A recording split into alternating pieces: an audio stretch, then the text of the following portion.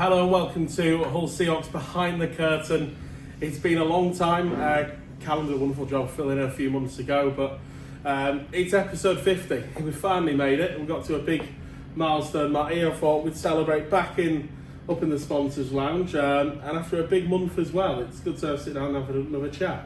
Yeah, it's always good to jump on, and obviously the weeks just seem to just go by fast, so yeah, good to give everyone sort of an update. And there's been a lot going on obviously over the past month, good and bad, so yeah, it's been, this time of year is always sort of a lot going on, so yeah, good to have a chat. And obviously then, we're going to be busy in the next few weeks going into playoffs, so yeah, we'll get it done now. Yeah, there's a lot to talk on about in that run to the playoffs, off the ice stuff. There's so much going on as well. But we'll start off with a bit of a February review of the on ice action, and started off with a tough weekend. It was a rough night down in Ice Sheffield. Didn't quite get things going as we should have, and then a game against the MK Lightning where we pick up a point against them. There's no mean feat. There's a reason they're at the top of the table at the moment, but another one of those where sort of another extra point almost within our grasp again, and it's that tough weekend sort of, I think, set the stall out for the month of just the boys head back on, and then 3 great weeks followed that. Yeah, I think the Sheffield game for starters was probably the worst we'd played for a long time, because going into that game we had some good momentum. We was playing really well, and then yeah, it was just a really bad night, and obviously that can happen. Photo's gone. See you later, photo. Nice while it lasted. Yeah, it's alright, we'll carry on. We're back. There you go, subs. No, like I say, obviously a tough night. I think obviously playing against them, it's always, you can have a bad night, but obviously playing against them, it's obviously a little bit worse. But probably a good thing in terms of the next night. We needed to be, chips are down anyway when you're playing against a team like that. You've got to sort of turn up and put on your best performance. And I thought that game in general was just a really high level game. Both teams were playing well, and I think it was very sort of even throughout the game. The shots were even, and the stats looking back at the game, I think was like I say, it was just a good game. Obviously for us to fight back in that game was massive, and then sort of the down was losing the goal in overtime, which we know because we just happened again at the weekend. So yeah, like I say, it's that was one of them weekends where sort of mixed. You come out of it with only 1 point, but I think to play like that at home and to put the night like that was obviously a memorable night for everyone, because it was packed in here. It's always entertaining for everyone when it goes to overtime as well. So yeah, like I say, it was sort of a building block for the rest of the month. So moving on to the following weekend, it was the weekend I didn't have the pleasure of commentating. I think we left that one to Callum, I think, on the night, but a bit of a romp against Romford. Got very early 5-0 up on the scoreboard and just sort of saw it out from there. Able to rotate the lines a little bit, spread the minutes, and that's sort of important, especially with a home Saturday game, isn't it, now when you're going away on a Sunday? Yeah, I think I think the first period was, we was at it, and I think we sort of caught them off guard a little bit with obviously the long bus journey, and again, that can happen. It's happened to us before, so yeah, we jumped on them, and the lads were, it seemed like everything was going in at that point, and yeah, then we did take our foot off the gas. We let them back into the game a little bit, but yeah. Public announcement: the Figure Club has now finished. Could all skaters please leave the ice? That's all skaters, please leave the ice. Anyone wishing to go on the public session, please come back to reception. Thank you. She drags it out there, doesn't she? Also, we've got to put a feature on the podcast as well now to the staff at the Hull Ice Arena, but thank you for that announcement mid-podcast. But I say, it's a great win. Obviously, Romford, they're in a real tough spot at the moment. Well, they were at that point anyway, because since sort of early December, obviously they secured that cup final, and then they went on a really strange run of, you know, getting the odd big win, but then just going on to the long stretches, and obviously they had the cup final in mind potentially the week after. I think we went through similar last year, didn't we? And it was obviously a different time to us. Obviously the cup final came later in the season for us, but I think we experienced a bit of a lull after the final. You know, the build up to it, and you know, there's a lot of emotion and a lot of intensity and everything that goes into the final. So after it, and I think we definitely went on a bit of a down, you know, in going into playoffs, and I think that didn't help us. The Leeds weekend obviously being the biggest one, so you know, disappointing for us that time. I mean, they'll be the same, obviously. You know, look, they're going to make playoffs, it looks like, so that's obviously would have been their goal from the start of the year. So you know, that's sort of where we are right now. It's sort of weird for everybody. MK and Leeds are obviously going for the league, and everyone else is sort of just in that land of, you know, let's just get some momentum going into playoffs. And yeah, that's sort of the tough part of the year, right? But I mean, in the other side of that, you know, you can sort of rest people if you need to. We can't, because we don't have enough bodies right now.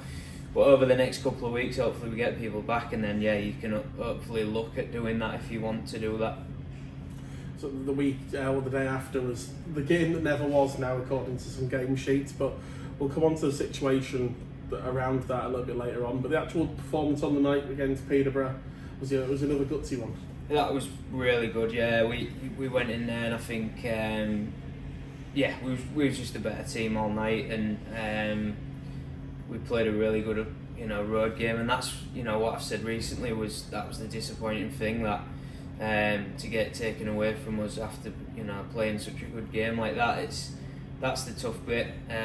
So yeah, like I say, but it just gives us obviously, you know, a bit of, you know, if it ends up being, you know, Peterborough in playoffs like it's looking like it's gonna, you know, we've been there before last year, and obviously we want to make that wrong right. So yeah, we've got them again next weekend as well. So yeah, we've got obviously a little bit of redemption, sort of, you know, not on there because it's not their fault, but just that there's that storyline there, right? That, you know, we had them points taken away. So yeah, we've got to go in there with a little bit of spite in our game. Following weekend was a long journey for the team. Went up to Solway, of course, your birthday as well. Came down to the watch party, the wonderful watch parties we've seen a couple of so far. We'll have more chance to talk about those a bit later on, but needing to see late ones from QE, you know, right in the depths of that one. It was a strange game, just a real feisty affair. You know, we saw Deck Jones, his favourite, you know, Rocky Balboa impression, you know, pretty early on in that one, but yeah, quick lefts.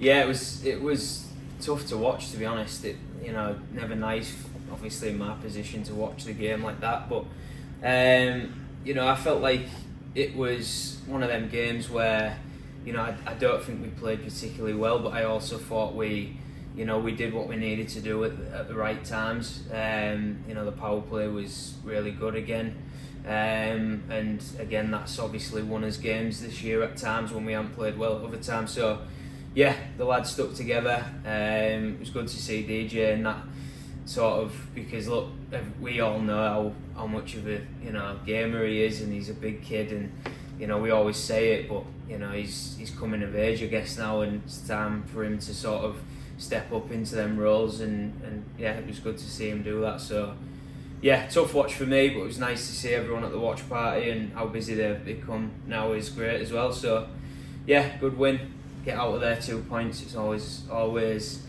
it's like a relief coming out of Solway with 2 points. It's such a difficult place to go. The last season particularly, we found it obviously a really tough place, and then obviously early on this season, I think it was the opening weekend, wasn't it? Or second weekend, went all the way to the shootout. Yeah. Obviously pick up another win there, with an excellent result, and double it up the following night in deja vu, the third big comeback against the Steel Dogs this year. Yeah. We'd rather not have to do it, but proud of the boys that were able to get them ones over the line. Yeah, that weekend was a bit of a mad game on it. I think you know, I think I said it, I was changing where I was sitting on that game just because I wanted to sort of get different views of it, and sort of, you know, just I never really get to do that. So but obviously when we got that 5-minute penalty, which was obviously debatable massively, but when we got it, I said at the time I think this will be 4-1 at the end of this, because at that time we just weren't killing very well. We've done a little bit of work since on that, but and it's starting to get a little bit better. Noticeably this weekend it was really good, but you know they've got a good power play. Obviously Sommer, we've seen how good he's been this year. He's always dangerous, so we actually got out of it 3-1, and I knew after that you know, I had a feeling we was going to come back and win that game. Just, you know, sort of, like I say, we've done it before against that team, and that's the sort of the character in the room that we've got this year is, you know, if you don't put us away, I guess, you know, and you give us chances and we get PPs, then, you know, in our rink with the fans behind us, it's going to be a tough one to stop us, I think. So, yeah, fair play to the lads. They got back into that, and it was a big win in the end. Sean, we'll talk about maybe more about this game in next month's review, but the Telford game from just a few nights ago, sort of a little bit similar in the fact that if you don't put this Hull side away, because by no means was our best performance in Telford, we sort of allowed them to dictate a lot of the game, but you know, still managing to take it to OT. Of course, didn't go the way we wanted in overtime, but you know, teams have got to put 2 free passes, and even that might not be enough sometimes because there's, as you say, character in these guys. Yeah, like, you know, the Telford game, I think, you know, was pretty poor from us, but I think there's a big reason for that. You know, obviously coming off the MK game and just how difficult that game is always, even when you've got a full team. Just the nature of that game itself and the size of the ice, and you know, I think if you looked at sort of a lot of results this year from other teams after playing in MK, I think you could probably going to see a big drop off the next night just because it is difficult, right? So yeah, I think there's reasons behind obviously us not playing brilliant. I do think Brad Day made a lot of big saves and kept him in the game at times. He does that a lot against us. Yeah, it's quite frustrating. He likes it, yeah. So yeah, and I thought they took their chances pretty well. Their imports have been playing well at the minute, so yeah, I thought they rode their luck a little bit at times, but again, yeah, I think the right result was probably that, you know, them getting the win in the end, but also, you know, we deserve something from the game. Just like you say, if you don't put us away and you give us chances on the PP, and you know, in late in the game like that, it's you know, we've found a way to get back in tie games up this year so many times. So yeah, it was again a nice thing to see. And again, like, you know, we've worked on it quite a bit actually recently, is like that 6-on-5 sort of area where, you know, at the end of a game where you need to pull a goalie and things like that. And over the years, it's been something that we've struggled with a little bit, and often we have given up the open net, and you know, you always hear it from fans. I was about to say, it's a fan frustration that, you know, some fans who've never played the game, or you know, just it's not a new thing. It's been part of the game for decades at all levels. Yeah, it's there's an art to it. You've got to be good at it, and I think a lot of it's puck possession and winning your draws and winning your battles and keeping hold of the puck. But it's also sort of where you place the lads at the time. And I think sort of the goal anyway was, it come out of a battle in the corner. Johnny, I think he like dove for the puck and won the puck, and then what the play Deck made on the blue line was, I think there's not many that are going to make that play. He just sort of turned and got his body position in the right way and made a great pass to Huey, and then obviously Huey with that sort of composure and made the right play, and then Johnny to finish it like he did on the backhand was, so there's a lot that go into it. But I mean, like the empty net situation, the pulling the goalie thing, it's just what you've got to do. And look, it's always a gamble, but obviously there's a way to be good at it, and a way that, you know, I think if MK, I think they've won how many games in overtime or on shootout this year, and it's a massive part of the game, getting that extra point. So if you get into overtime and you manage to get that extra point, it's, you know, look where it can put you. So big part of the game. Before we sort of talk about the Berkshire sort of double header, I want to mention Telford because we'll talk about the games ahead later on in the podcast, but if you look at the table at the moment, the way the table looks, it looks like they could be the 4th team in our playoff group. You know, if seedings work the same way, 1, 4, 5, 8. And you know, they're a very different team to what they were at the start of the year. I think I mentioned it on commentary. I think the first game after we sort of blew them out here at the Hull Ice Arena early on in the season. You know, Tom Watkins is someone you know quite well. You've played under Tom, and it was obviously a real tough time for them at the start of the year. Obviously, you mentioned about their imports, Eric Henderson. I think particularly he's been phenomenal since he's brought in. David Thompson's going to up to just over 2 points a game as well. Yeah. He's been able to sort of get them from, you know, a difficult position. A lot of their fans were sort of writing off the season after October, and now it's like, you know, after a great bit of work, they're going to be in the playoffs. You know, Solway's still battling with them, not to write that off, but they're going to be a team that we're likely to see again down the line. So we're going to sort of need to sort of have a look at that game again, aren't we? Yeah, I think it doesn't surprise me with Tommy, and just sort of what I know he can, you know, bring to a room. And he's obviously, you know, a big part of it is obviously bringing the lads in that he needed. You know, I don't think he had, you know, the right players at the beginning of the season, and sometimes that's the way it goes, and you've got to change it.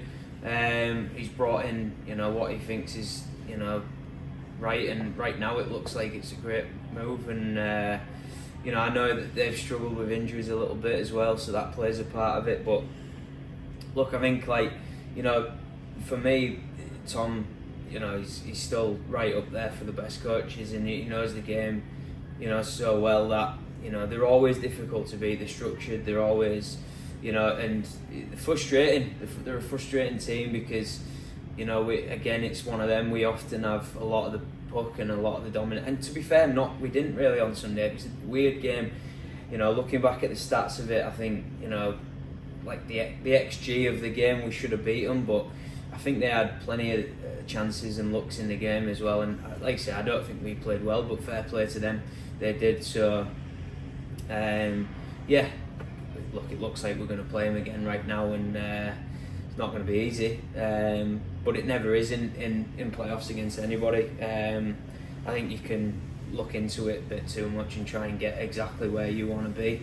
At the end of the day, you've got to beat everyone to win the whole thing. And, you know, just to get to Coventry, it's difficult. So look, you know, if you're good enough, you'll get there, and you'll beat what needs to be beaten. And I'm not worried about it. I think I've got a team that can beat any team. So I think come playoffs, it's a different thing. And again, I've mentioned it before, but we get players back. We're a different team.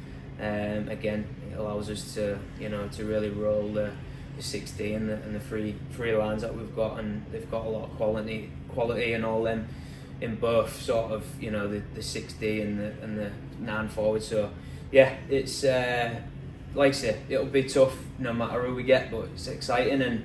And like I say, we've known for a long time now that we're obviously out of the league title, so it's all eyes on that for us, and it's all been about building towards the playoffs.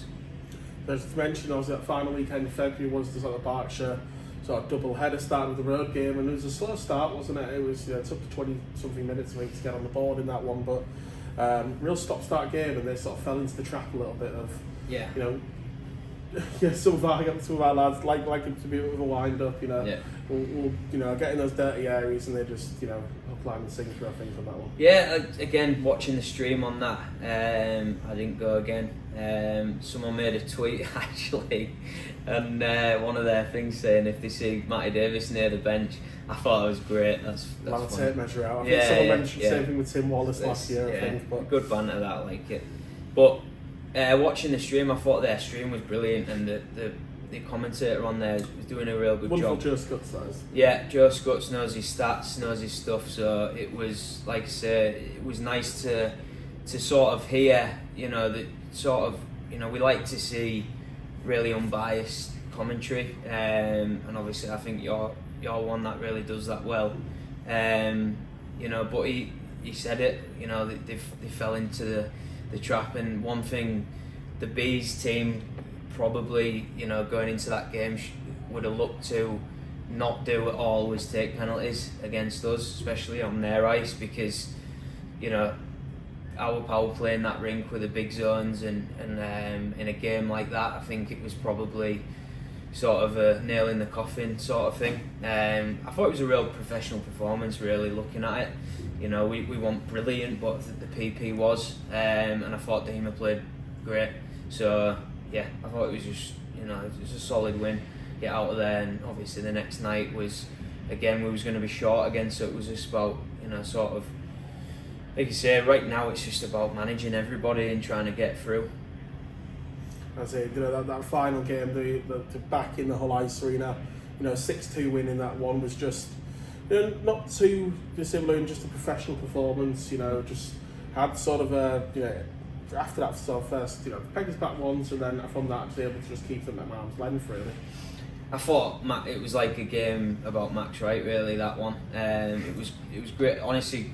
Yeah, it's the one you joined on commentary for, yeah, isn't it was great to see, to be honest, because it was almost just like, you know, the Seahawks v Max Wright in a sense. I don't want to badmouth their team at all, but he was, on the night, I mean, he was brilliant. I think we had over 100 shot attempts, something like 60 something on net, and yeah, it was, yeah, I mean, he was brilliant. He kept him in some sort of game most of the night, and you know, it's tough for them, obviously, you know, coming into our rink, but yeah, I thought it was great to watch him. He was very good on the night.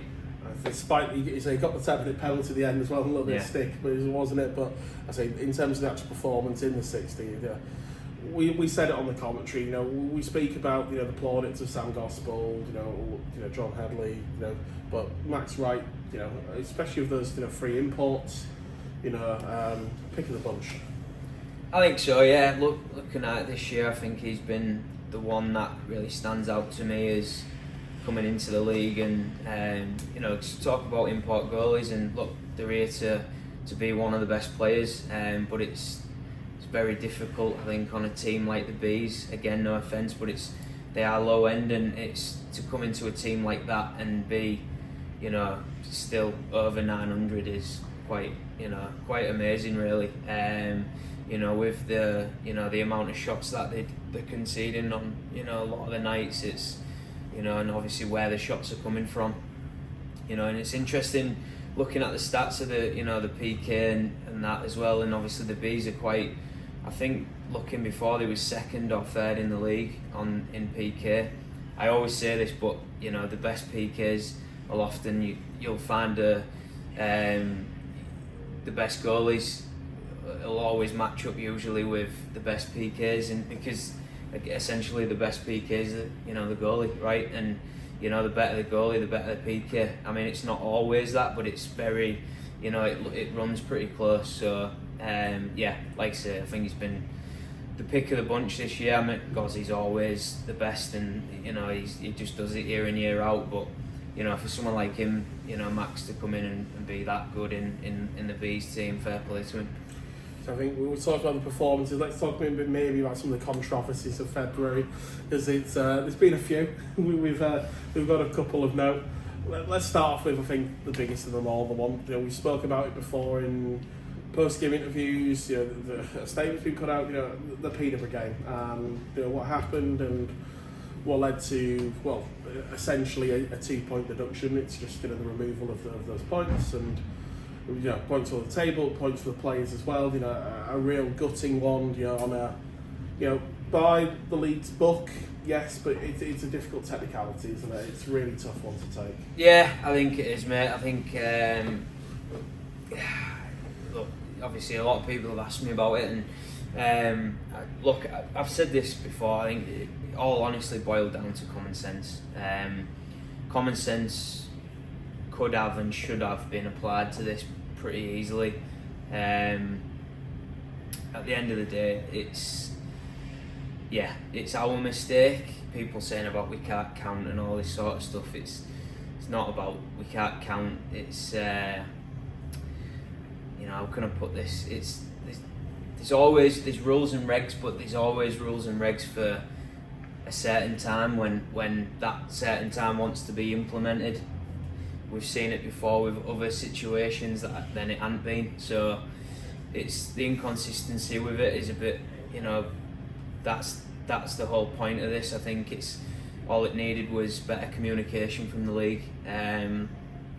and I don't think it's difficult to do that. I don't know why it's different for coaches than it is for players. That's the biggest thing that we ask for, and don't see why that should be different. At the end of the day, if I knew about it, I wouldn't have been on the bench. Again, it was up for debate, the Saturday incident that made it 50 points, so we're still waiting to hear back on what that was and whether that made us to 50 or not. So again, it's like we've seen players play when they should have been at certain points before, not just this year, previous years. So look, like, without going into detail, at the end of the day, people can have their opinion on it. Yeah, I'm holding my hands up. At the end of the day, technically it's our fault. Just think common sense would have made this very easy. And at the end of the day, I think, I said this before, the players should have not been hurt by this one bit. Like, the fact that they took the points off the players after going there and winning and deserving to win that game, that's the crazy thing to me. Ban me, fan me, whatever, like, it really wouldn't have mattered. But to take the points off, it's crazy. So yeah, it's what can you do? It is what it is. We have to move on. Obviously, you know, we're talking about it now, but you know, we're not bothered about it now. It is what it is. The lads have moved on. I've moved on. I stand by it. It's an odd one, but yeah, what can you do? It's what it is. Talking of moving on, this weekend we'll get to move on from a suspension. That is Lee Bonner. Yeah. Another, what I would say, controversial one. Obviously, he was given on the ice for charging. Call was overturned and then amended to a check to the head by Dops. You know, it's one of those where you slow it down. You know, it's a real 50-50 call. It's a judgment call. So many people online can't see the contact. So many people, you know, Dops, it's a straight check to the head. It's one of those that's so frustrating because we have seen hits like that throughout the season that haven't been called. We have seen ones that have been called and not given a suspension. I think back to check to the head from Tim Wallace on Owen Bruton on Remembrance Day, that was, in terms of by name, the same call, legal check to the head, endangering a player, and no suspension comes from it. It's just frustrating one, isn't it, that he's had to sit for 4. Yeah, look, I'm just going to be honest, like, I won't be me if I didn't just say how I feel about it. It's not a 50-50 call, it's 100% that is, never mind a 4-game ban, that is a fair hit, clean hit. It's an unfortunate hit for Phillips, Jonah Phillips, who was a good guy, don't deserve something, you know, an injury or whatever, but no one in the world can tell me that is an unfair hit. It just didn't. If you think it is, you're just wrong, because there's a million examples of this sort of hit in every other league. Everyone's like, oh, it's the NIHL. Look, if we can't celebrate a hit like that, then again, the game's in a bad place, in my opinion, because what we really should be saying is the bad hits and the hit that is contact to the head. There's no contact to the head. Like, I've clearly seen it slowed down. There was zero contact to any head. So that's the first thing. So when you're seeing a hit that has made contact to the head, that should be flagged immediately, and that should be said, this is a ban. And I've got no problem with that. Dave Phillips's hit was to the head. That deserved a ban. It should have been a ban. I'd never argued that one bit because it was to the head. This hit was directly through his chest. The charging thing was hilarious. He literally glides over to him. He doesn't even go at him in a straight line. He actually moves sideways to the hit. The thing that someone said about it being interference is just, look, that is crazy to me. Like, you really need to watch that again in full speed. Jonah Phillips literally moves the puck. As he's moving the puck, Bonner's already going through with a hit. If that's interference, then Jesus, we're talking about two. You're not talking the same language as I am. Like, for me, look, again, unfortunate, and no one wants to see someone get hurt. I'm fully behind that. I've been hurt plenty of times playing this game. I know how that is, but I'm telling you, if a hit like that is deemed as a suspension, then we've got a real problem. Because what then, the bad hits that we've seen, how can you justify a 4-game ban now with a hit like that, with a hit that, you know, has been to the head? And we've seen just the inconsistencies with that. Now, Dops this year has been so much better, and I do want to say this because John Neville, who originally obviously was an owner for Basingstoke, who's been massively involved in Dops this year, is honestly, the Dops system this year has been like lights out better, 100% better. So I'm not arguing that it's not been, because it has. It's been, everything's been better about it for the players. But again, they're gonna get things wrong. I've got to accept it is what it is. But if you're asking my opinion of it, and anyone wants to sort of ask my opinion or get into it, that is not a 4-game ban. It's not a dirty hit in any sense of it. So that's all I can. In references of people mentioning interference, at the point where Lebon has committed to that hit, the puck is barely left Jonathan's possession, isn't it? If, you know, at that point you have to, you know, if those, you know, hits have been labelled as interference, at that point you end up with a situation where players second guess whether they can go for a hit, and at that point the game starts to change and becomes less and less, it's balmy, mate. Contact sport. Yeah, it's balmy, because you'll see hits that are way later than that, but because there's no injury at that point, or there's no, you know, it's not in the middle of the ice so everyone sees it, and there's, you know, that's just doesn't get recognised or seen. You know what I mean? It's like it's such a disparity with that. And again, I say it again, no matter what anyone thinks, there's zero contact to the head here, just because it's a big hit, we can't just, you know, deem that with, you know, it's crazy. It's never a 4-game ban. But it is what it is. He's back now. He served it. We've had a tough end of the stick, mate, but we always do. So we're used to it, mate. That's how it is. People go, oh, yeah, they're just moaning again. But I mean, I think it's pretty clear. History will say that it's, we do get the end of the stick, and it's worse. So look, it is what it is. We move on. Burns is back. It'd be great to see him, you know, back on the ice again. Yeah, well, when we do get to see him this week. So the one other sort of thing that I think will frustrate players, and it's something that I think was mentioned at some point in the Dops report. I'd love to sort of check it again. It's regarding sort of injury reports being submitted, and whether that should come into the thought process of the actual review. Whether a player is injured or not, should that affect the tariff or the penalty imposed? Yeah, I think it should, because at the end of the day, no one wants to see anyone get injured. We want to keep players on the ice. But again, I say it again, you've then got to look at the hit as an objective hit and what that hit was. Again, we don't want hard, clean hits out of the game.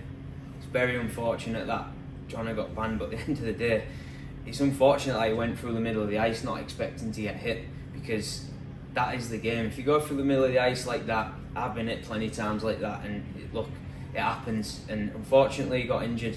It's a clean hit. So it can happen to the best of players. You make a mistake, you don't expect a hit. We look at, that's the way it goes. I think go back to Yorkshire Cup and Kieran Brown, head down, Davy Phillips goes straight through him, I think, very early on in sort of, you know, not even into September at that point, and you know, you've always got to head up, expect the hit, you know, because I say it still is at the moment a full contact. And on that hit, so Dave got no penalty for that hit. There was nothing, no repercussions.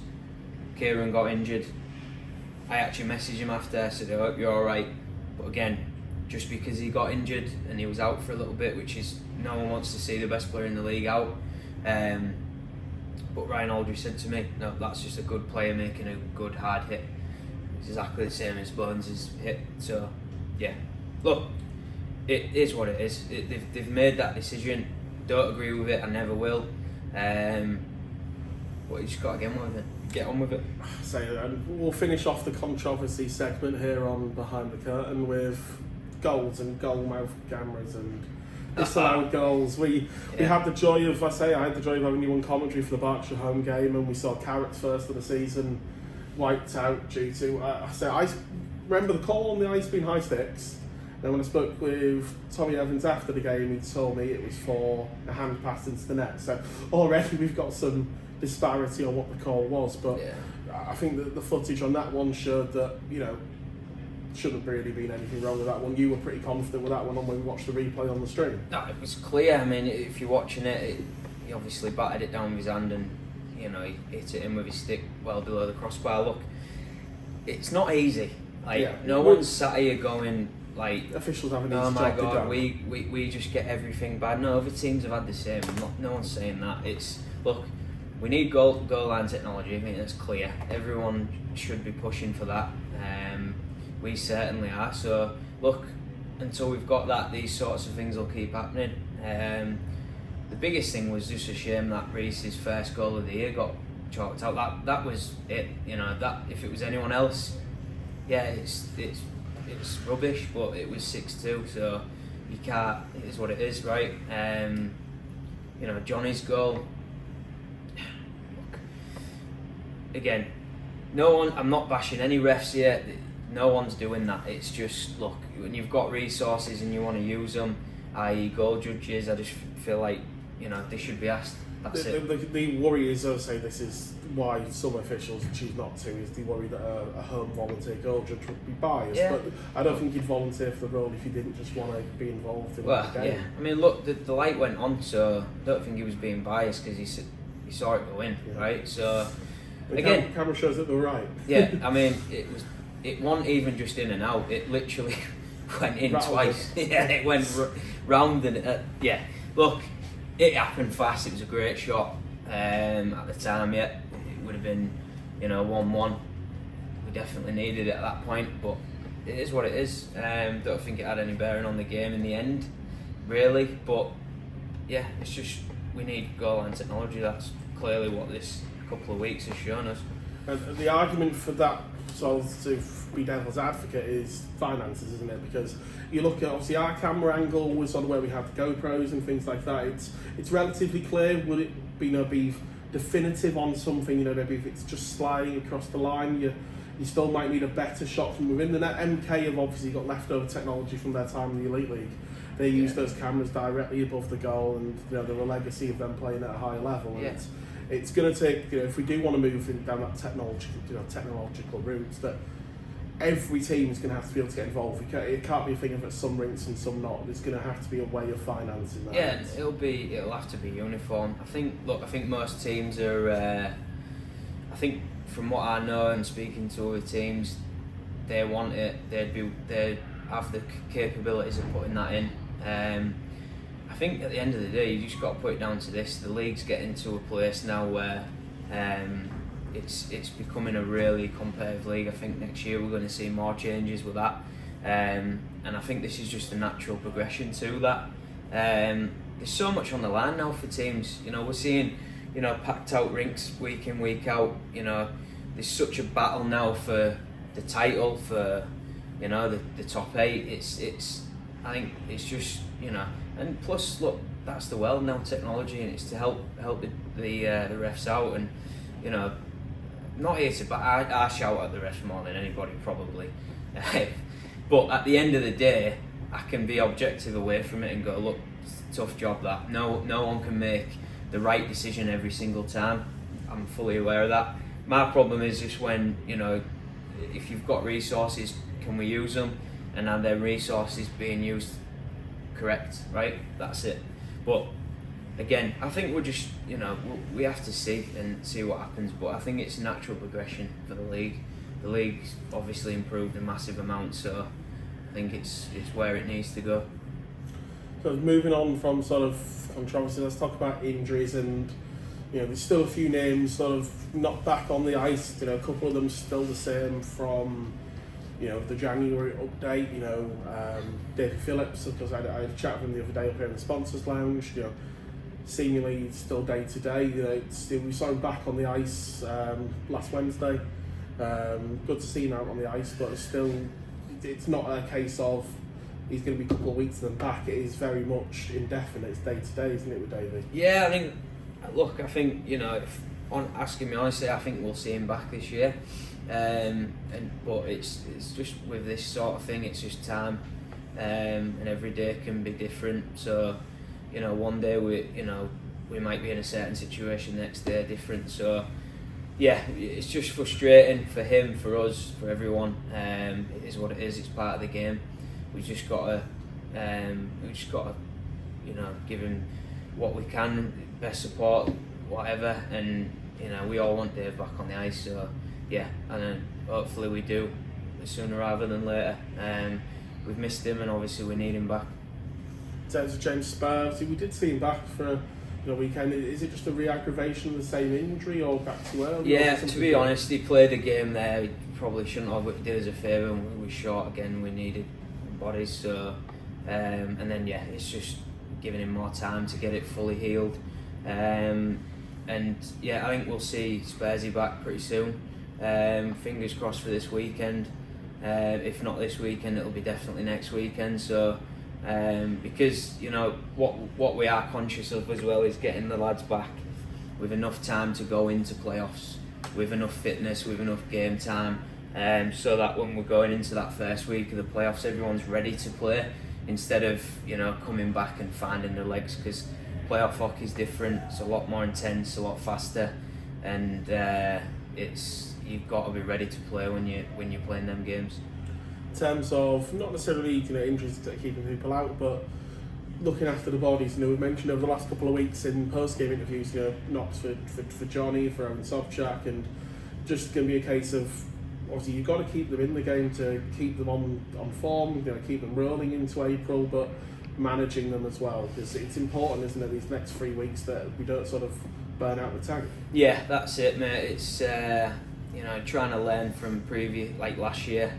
I feel like I got it wrong a little bit, but got it wrong with really no other options at the point of when we was doing them sort of overplaying players and things like that. It's it's just a matter of circumstance. But this year they're all getting managed throughout the week. Their minutes in training are coming down, and it's about sort of getting them ready and getting them fit for playoffs now.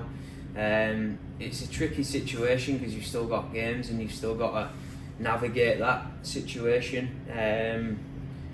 So it's tricky, mate. It's tricky because you want form and you want us playing well, but you also want to make sure that they're they're fresh and they're fit and they're sharp going into playoffs. So yeah, the next few weeks will be sort of a juggling act of trying to work out exactly who needs minutes, who don't, and what we do with them. In terms of defence, obviously, wanting to get us back to having 6, even sometimes 70 on the roster, just a case of player unavailability for a few of those names. I'm thinking Fish, Chile, Cohen, obviously not seen the team sheet more consistently. Yeah, just the game from unavailability for them. Yeah, Saturday we'll have Spraggs back, which will be great to see. Massively missed him.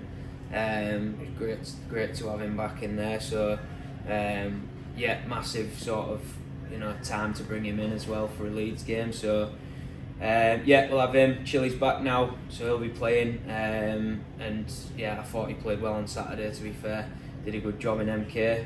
And then it's just about Stubbs is sort of again day to day, and just sort of hopefully we get him back for this weekend. If it's not this weekend, it'll definitely be the week after. So I think we're gonna end up with guys back, and it's like that right now. We don't have guys, and then it'll be we've got a full team bang, and then it's you sort of got other problems, right? You got to sort of make sure everyone's in the right sort of a place where they fit. So I think obviously Fish is waiting for his little one to come through.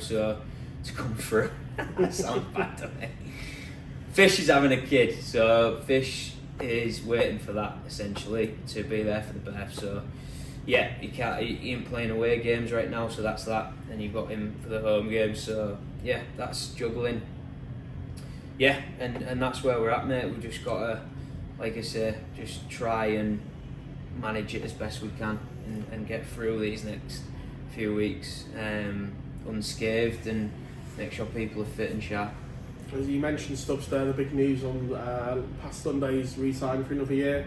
Yeah. I think, he's been, obviously here throughout the time of the Seahawks, but this season they've really seen him at another level. They're particularly partnered, alongside Lee. Early on in the year, those two were absolutely flying. Yeah. And it's good to see them back on the ice together, because obviously we lost Lee, and then pretty much as soon as he came back, we lost Stubbs. Yeah, it's been obviously. I think it feels like we haven't had them two together for the full year, and it's been bit apart a little bit.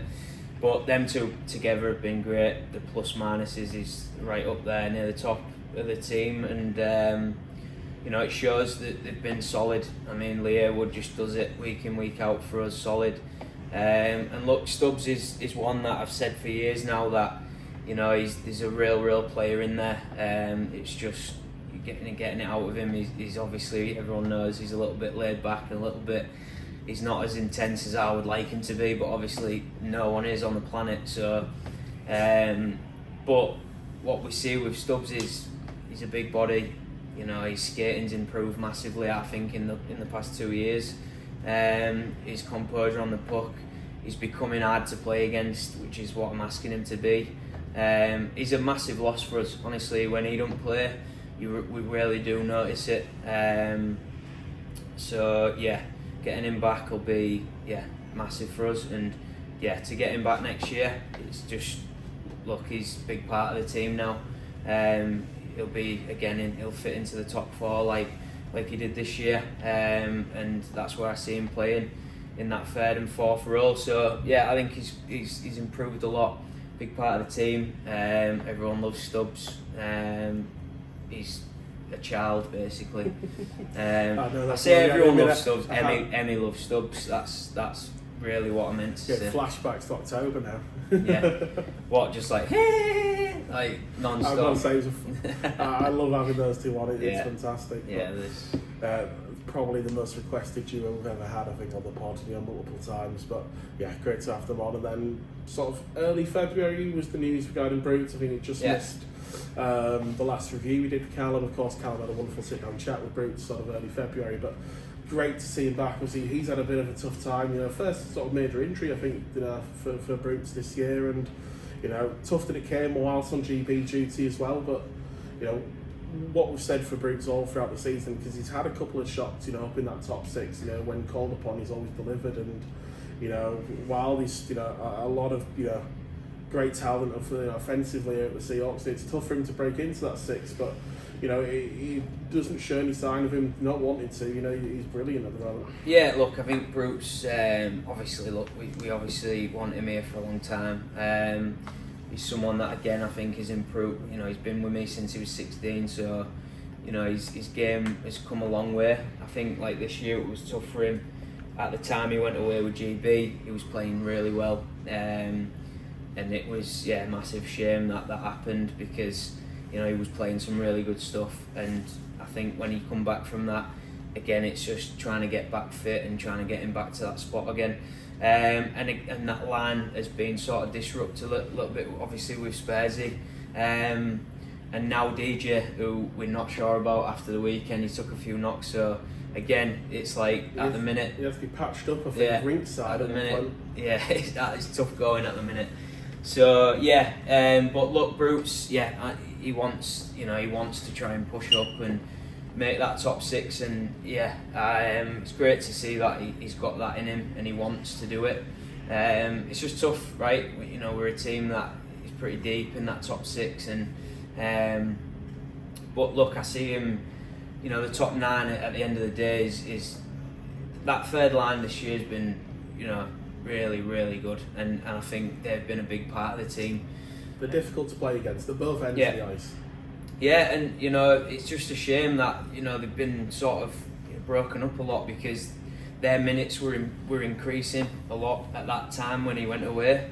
He was getting up to that 15-minute mark, which is really good, I think, and that's where I want them to be at, 15-16 minutes. And I think it's like I say, he's got a little bit more that I want to work on him with his game, and defensively and offensively, and just overall he's got still things that I think his ceiling's still there, which is great, and that's what you want, a kid at that age that can still improve, and I think he is improving with us, which is that's all you can ask. And he's a great kid and he loves it, so that's what it's all about. Sort of moving on, sort of from re-signings, because I'm sure we'll have a lot of those to come over the next couple of months. Let's talk about sort of the other new things that have come up in February.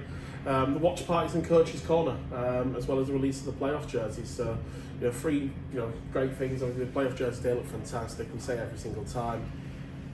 Big ups to Matt Mallory for the design.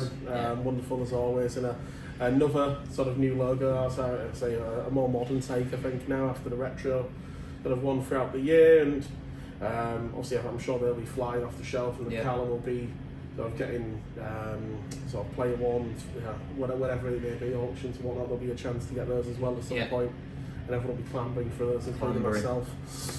Yeah, they're nice, mate. They're really nice. We'll give Matt Malley's props. Really, we won't mention it. I'm not going to take the credit for it, but what I really like about that one is obviously the Kingston Hawks days had something similar, but again, like you said, it's the modern twist on it. But yeah, Matt Mal always puts together the ones, comes together great. I think like I say, they're the best ones I've seen from us up to now. I think the class, and can't wait to see him on the ice. Coach's corner was great. We obviously just trying to find ways that we can give back to the fans, how good they've been this year for us, and it just gives people more of an insight on sort of what I do and what the team does week in, week out, and sort of what goes into it. I don't think people maybe realise sort of the in-depth sort of analysis that happens with this now. So yeah, it's obviously just sort of a thank you to the fans, and if people are interested in that sort of thing, then it's great to give back to that. And the watch parties, again, same thing. It's just about giving our season ticket holders, and the supporters club, value for what they put into us, and and I think they're just great nights. Everyone can get together when we're away and have a laugh and watch us on the stream, and it makes the club, the community feel, and the family feel that we wanted from day one. And like you say, it's just getting better all the time, and it's great to see. Obviously, we had a really good chat with Ed last year about the supporters club and how it had sort of a really quiet start, and then throughout the year there's been new things they've added. I'd say particularly over the last couple of months, they've really picked up momentum. They're still taking the lead on the wall tonight as well. Great to see that sort of the big announcement down at the D. That'll be a great occasion. And good to see obviously that it is taking off now, and there was people querying, last season, what did I get for my money? What did I get for my money? That sort of thing. And this year it's certainly been value, and obviously going forward, with the new ideas and everyone involved, it's only going from strength to strength, and that's what you need, because we talk about, and you see it at other rinks around the country, supporters put in vast amounts of money into the club, and Seahawks supporters and Seahawks fans are doing the same. It needs to be shouted about more, and that's what the supporters club are helping to do and give back. Yeah, exactly, mate. Yeah, that's what it's all about. Just look, I think it's one thing we said from the start. We wanted it, to sort of have a big say and big play on things, and wanted to get involved in what goes on, and really leave it in their hands about it, and let them sort of, obviously it's fan driven in it, and they know what fans want and things like that. So it's big for the club. It's big for it makes everyone involved and have a bit more of a part to play in everything. And end of season awards. I think it's this year we needed to do something a bit more sort of lavish than last year. Obviously being in the bar, but we had really no other choice at that point. It was tough with players not being here, and we didn't want to sort of do one with not everyone there and things like that. So it's always tough. This year it was just, we did it really early and made sure it was planned and all that sort of stuff. And Sam, my wife, is stickler for timings and things. So yeah, it was making sure that it was planned and it was getting done. And obviously, it'll be a good night. I think I've been to one before back in the Stingrays days at the Deep, and it was a good night there. So yeah, it'll be good. It'll be we've got a lot of awards to hand out, so it'll be interesting to see. Want to see as many people there as we can. Obviously, it'll be nice to celebrate after. Hopefully, what happens. Hopefully there'll be a nice shiny cup on the table. Who knows? But there's certainly a chance. It being the week after, so it'd be perfect if we could top it off. But we'll talk about the run to the playoffs in a minute and making sure we are sort of ready for March. But the last thing before we do, season tickets. Big announcement sort of a couple of weeks ago, and by the whispers I'm getting, selling really well. It's going really well, mate. Yeah, look, it's great to see. I think obviously bringing in the 12-month option and things like that. I mean, what we can do now with Ticket Court just allows us to do them things. A lot of admin in the background, but it's certainly, I think you can see the momentum with what we've done over the past 2 years, especially. And the numbers are crazy. To be honest, I've never seen anything or known anything like it. The numbers that we're getting now is. It's never been touched before. So, it's obviously we're doing something right, and like I say, we've capped them up this year at a certain amount, and I think we're going to hit that number, which is it's pretty incredible, really. The fact that we can get that many season tickets sold, and obviously they weren't that long ago that average crowds were similar to that amount. So proud of it. Just got to keep building. Still more seats that we can fill in the ring, so got to keep filling them, mate. No, that's the dream, isn't it? I suppose. That's it. We've had free sell-outs this year. I've got Callum stood in the background, sort of giving me a bit of a nod. Free sell-outs. I say, who knows how many you can get? Sort of, let's say March, April, and then we want free in playoffs, don't we, mate? That's it. But that's the best way to get behind the boys will be to fill out the ring down here in the playoffs and talk about that run. Before we get there, 6 games still to go. 2 against Leeds, 2 against Peterborough, Swindon, Solway, and Bristol. Sort of still to come up. The Peterborough double header, that'll be a fun one after what happened last time.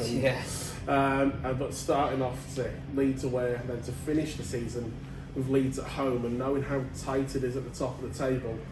Leeds, any game you take on Leeds. They're always going to be fighting for it, but for them in the situation they're in now, 2 of their final 6 against us, if they win their game in hand, they're tied with Milton Keynes, so every point counts. I think the Leeds game, no matter if we're in any sort of fight right now or not, I think it's just a big game. At the end of the day, we've got Leeds last game of the year. We don't want to be the team, to see that if that happens, and obviously we know that. So. We obviously don't want that, but at the end of the day, it is what it is. We've just got to look after ourselves. We know the important games are not these games necessarily, but we've got to get through them with, the right sort of mindset. We've got to go into playoffs with a real kick and be ready to go this year. We dropped the ball massively last year, and we're not doing that again. So we need to be ready to go, but smart about it and make sure we get the bodies that we need back, and obviously make sure everyone's fresh going into it. It's one of them. It's a tough time to navigate, but at the end of the day, we only know one way. We've just got to go hard. That's just how it is. So starting Saturday in Leeds. I looked at tickets. I think there's 4 or 5 single seats left in the whole block, so I'm sure they'll come face off on Saturday, and then 5 more games after that in the run up to the playoffs, and we'll make sure. I promised back in October. I do apologise, but we will get these much more frequently over the next few months through the playoffs and into the off season as well. So get Deck Barmer on here. Deck was the first official guest. Actually. He loves it, really. I say that's all the way back in episode 1. We say that celebrating episode 50. So thanks very much for everyone for tuning into these. Across multiple formats, over 25,000 views on these over the last couple of years. So thank you very much. Glad you enjoyed them, and so we will get more of these out over the next couple of months. So thanks for tuning in. I say make sure you like, follow, share and subscribe. Cam's finally got to mission accomplished on 1,000 subscribers on the YouTube channel as well. We'd love to see a few more. We'll see you again soon.